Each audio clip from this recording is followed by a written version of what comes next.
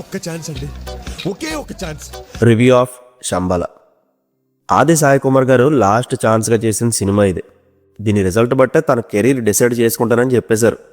So ఆయన success కొట్టాలన్న positive మైండ్తో మూవీకి వెళ్ళా. ఎక్స్పెక్టేషన్స్ అయితే జీరో ఉన్నాయి. నిన్న నైటే ప్రీమియర్ షోకి వెళ్ళొచ్చాను. మరి చూసాక నాకైతే నచ్చింది మూవీ. ఏం ఆశించకుండా వెళ్ళడం వల్ల సాటిస్ఫై చేసింది.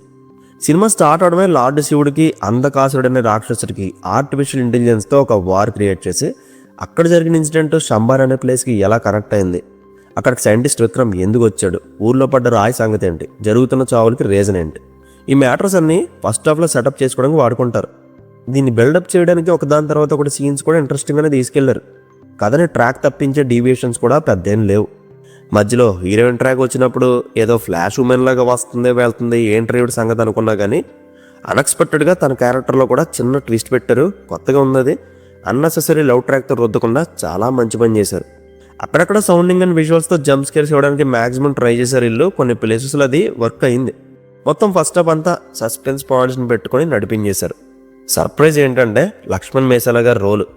ప్రీ ఇంటర్వెల్లో ఆయన ఇచ్చే ఎక్స్ప్రెషన్స్ మళ్ళీ మంగళవారం సినిమా గుర్తు చేసే బాగా వాడుకున్నారు అతన్ని.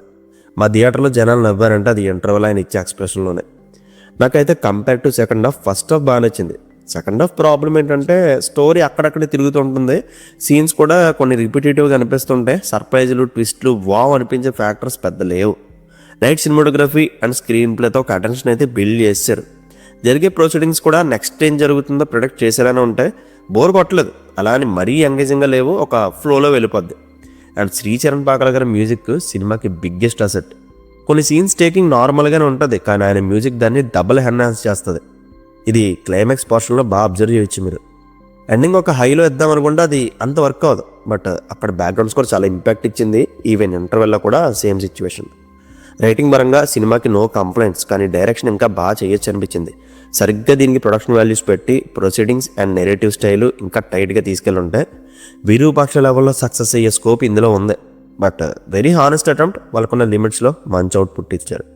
మరి సినిమాని ఆడియన్స్ ఎలా రిసీవ్ చేసుకుంటారో చూడాలి. నేనైతే ఖచ్చితంగా దీనికి వెళ్ళమనే చెప్తాను. కొత్త కథతో ఆది సాయి కుమార్ గారు మనకు ఒక ఫ్రెష్ ఎక్స్పీరియన్స్ ఇద్దామని చేసిన ఇలాంటి సినిమాలు కూడా మనం ఆదరించకుండా ఫెయిల్ చేస్తే చాలా కష్టం. డ్రాబ్యాక్స్ ఉంటాయి, కానీ బోర్ ఫీల్ అవరు. ఈజీగా ఒకసారి చూసేయచ్చు. ఆది సాయి కుమార్ గారితో పాటు మధునాథన్ గారు, రవివర్మ గారు, శివకార్తిక్ గారు చాలా బాగా చేశారు. చాలా ఇంపార్టెంట్ క్యారెక్టర్స్ అవి సినిమాకి. విఎఫ్ఎక్స్ మిస్టేక్స్ ఉంటాయి, బడ్జెట్ ఇష్యూస్ ఉన్నా కూడా టెక్నికల్గా మాత్రం డిసప్పాయింట్ చేయలేదు. Don't miss it in theatres. నా రేటింగ్ వచ్చి 2.75 out of 5. See you in the next video. Take care friends and thank you.